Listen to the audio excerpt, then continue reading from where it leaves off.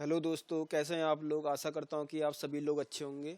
तो आज की वीडियो में हम बात करेंगे इमारती पत्थर के बारे में। तो सबसे पहले हम ये जान लेते हैं कि इमारती पत्थर क्या होते हैं। कोई भी अगर हम स्ट्रक्चर बनाते हैं, स्ट्रक्चर या इंजीनियरिंग पर्पज से जो पत्थर हम यूज कर सकते हैं इंजीनियरिंग कार्यों के लिए, उन पत्थरों को हम इमारती पत्थर बोलते हैं। इमारती पत्थरों के नॉर्मल उपयोग आप यहाँ पे देख सकते हैं। भवन निर्माण में करते हैं हम। जैसे हमको किसी भवन की फाउंडेशन बनानी है, वॉल बनानी है, उसकी छत बनानी है, उसके लिए यूज करते हैं। भारी इंजीनियरिंग कार्यों का मतलब है जैसे हम डैम बनाते हैं या जो हमारे पुल की जो साइड की वॉल होती है जिनको अबटमेंट वॉल बोलते हैं, उनके लिए हम इसका उपयोग करते हैं। और उसके बाद है सड़क निर्माण में। सड़क निर्माण में आपने देखा होगा, जो सड़क के नीचे जब हम सोइलिंग करते हैं तो उस सोइलिंग में हम क्या करते हैं, छोटे छोटे रोड़ियों का प्रयोग करते हैं। उसके बाद रेल मार्ग में स्लीपर के नीचे जो रेल पटरी के नीचे जो स्लीपर बिछाए जाते हैं, स्लीपर के नीचे जो हम छोटे छोटे कंकड़ बिछाते हैं या गिट्टी बिछाते हैं, उसको हम पत्थरों से ही प्राप्त करते हैं। उसके बाद है कंक्रीट उत्पादन में जो हम सीमेंट के साथ फाइन एग्रीगेट और कोर्स एग्रीगेट मिलाते हैं, वो हमको पत्थरों से मिलता है। और उसके बाद आप देख सकते हैं यहाँ पे मूर्ति स्मारक, जो भी हम मूर्तियाँ बनाते हैं, आपने देखा होगा संगमरमर की मूर्तियाँ बनी होती हैं, या ये सारी हमको पत्थरों से मिलती हैं। और सौंदर्य की उपयोग के लिए भी जो सजावट के कार्य होते हैं उस पर भी हम पत्थर का उपयोग करते हैं। उसके बाद हम देखेंगे चट्टानों का निर्माण करने वाले खनिज। पृथ्वी में पाए जाने वाली जो चट्टानें होती हैं उनका जो निर्माण होता है एक या एक से अधिक प्राकृतिक मिश्रण, खनिजों के प्राकृतिक मिश्रण से होता है। ठीक है। अब वो खनिज जो पत्थर बनाते हैं, जिनसे पत्थरों का निर्माण होता है, वो निम्न प्रकार के हैं जो एग्जाम में सीधे पूछे जाते हैं कि इन जैसे आपको वहाँ पे 3-4 ऑप्शन दे दिए जाएंगे और पूछा जाएगा कि इनमें से कौन सा खनिज है और कौन सा पत्थर है। तो उसमें आपको पता होना चाहिए कि कौन कौन से जो है खनिज हैं, जैसे कैल्साइट, डोलोमाइट, फेल्सपार, अब्रक, कार्ज या सिलिका, एम्फीबॉल, जिप्सम, मैग्नेटाइट और पायराइट। ये सारे खनिज हैं जिनसे पत्थरों का निर्माण होता है।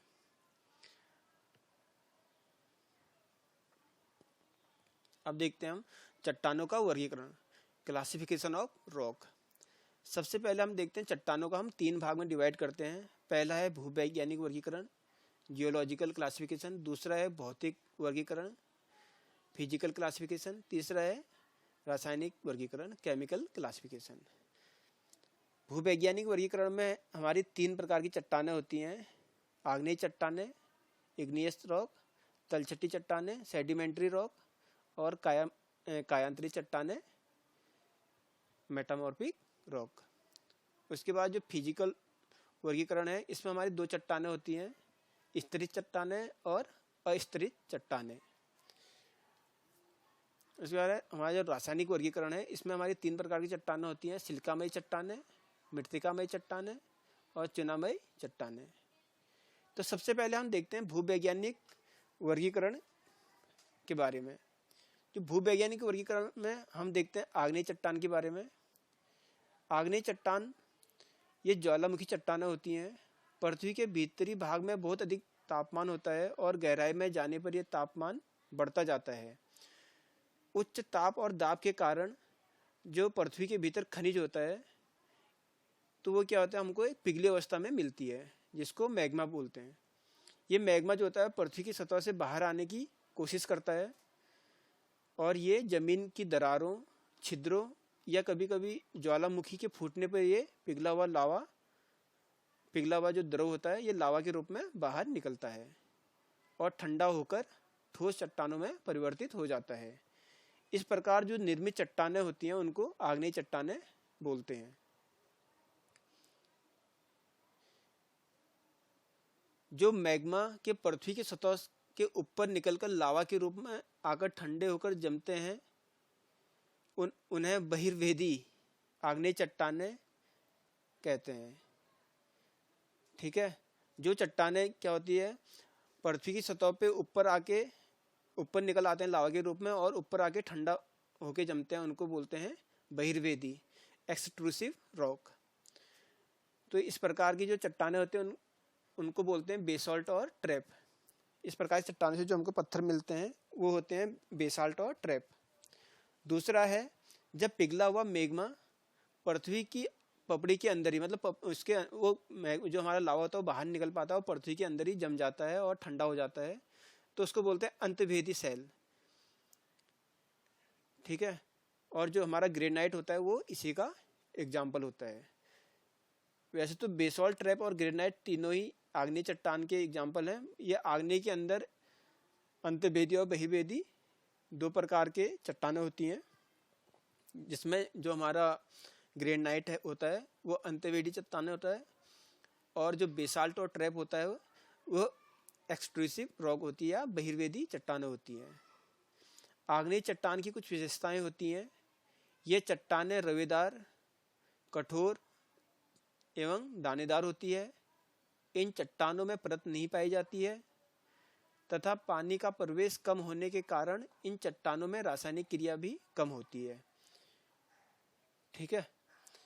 अब हम बात करेंगे सेडिमेंट्री रॉक के बारे में।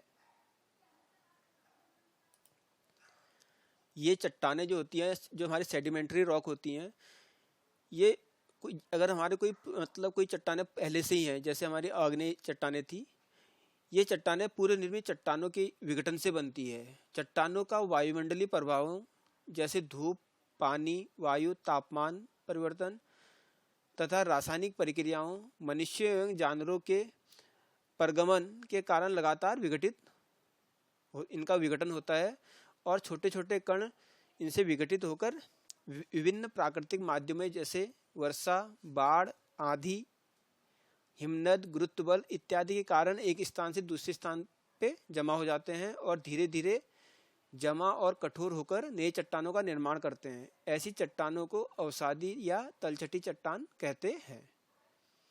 पृथ्वी का 3/4 भाग इन्हीं तलछटी चट्टानों से मिलकर बना हुआ है। इनको द्वितीयक चट्टान भी कहते हैं। इनके एग्जाम्पल हैं बलुआ पत्थर, चूना पत्थर और सैल। उसके बाद हम बात करेंगे कायांतरी चट्टान के बारे में या मेटामॉर्फिक चट्टान। कायांतरी चट्टानें क्या होती हैं उसके बारे में हम देखेंगे। भूगर्भीय उथल पुथल और उच्च ताप और अत्यधिक दाब के कारण जब आग्नेय और तलछटी चट्टान के मूल रंग, रूप, संरचना और उसके संगठन गुण इत्यादि में परिवर्तन हो जाते हैं, तो ऐसी चट्टानों को कायांतरी चट्टानें कहते हैं। कायांतरी चट्टानों में जो हमारा चूना पत्थर था ये चेंज होके संगमरमर बन जाता है। ग्रेनाइट जो होता है वो नाइस या नीज बन जाता है। बलुआ पत्थर कार्ड में बदल जाता है, सिलिका में बदल जाता है, और जो सैल है वो स्लेट में परिवर्तित हो जाता है। ठीक है। ये तो था हमारा भूवैज्ञानिक वर्गीकरण, और अब हम बात करेंगे भौतिक वर्गीकरण के बारे में। भौतिक वर्गीकरण दो टाइप से होता है। पहला है स्तरित चट्टानें या स्ट्रेटिफाइड चट्टान, जिन चट्टानों में परतें स्पष्ट दिखाई देती हैं, ऐसी चट्टानों को स्तरित चट्टान कहते हैं। ज़्यादातर जो तलछटी चट्टान हमारी होती हैं ये स्तरित चट्टान होती हैं, जैसे चूना पत्थर, बलुआ पत्थर, स्लेट, ये सारी स्तरित चट्टान के एग्जाम्पल हैं। उसके बाद आता है अस्तरित चट्टान, जिन चट्टानों में परतें स्पष्ट नहीं दिखाई देती हैं, ऐसी चट्टानों को अस्तरित चट्टान कहते हैं। मुख्यतः आग्नेय चट्टान इस वर्ग के अंदर आती है। अस्तरित चट्टान स्तरित चट्टानों से अधिक ठोस, सघन, मजबूत और टिकाऊ होती है। अस्तरित चट्टान के जो एग्जाम्पल हैं वो है ग्रेनाइट, बेसाल्ट, ट्रैप, यहाँ पे ये ट्रैप गलत लिखा है, ट्रैप कॉ की जगह पौ होना चाहिए, और नाइस। ठीक है। ये था हमारा भौगोलिक वर्गीकरण। उसके बाद आता है रासायनिक वर्गीकरण। रासायनिक वर्गीकरण हमारे 3 भागों में बांटा गया है, सिलिकामय चट्टान, और दूसरा है मृत्तिकामय चट्टान, तीसरा है चूनामय चट्टान।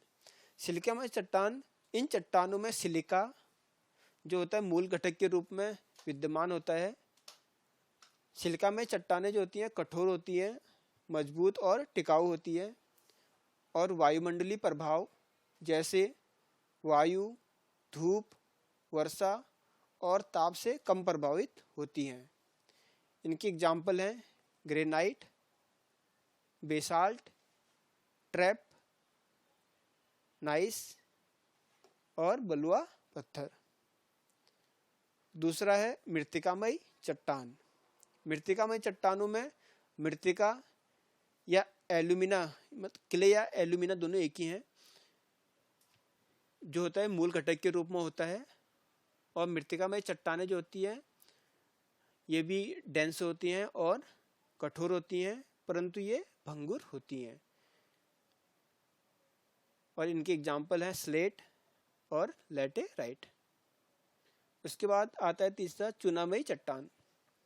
इन चट्टानों में कैल्शियम कार्बोनेट जो होता है मूल घटक होता है, और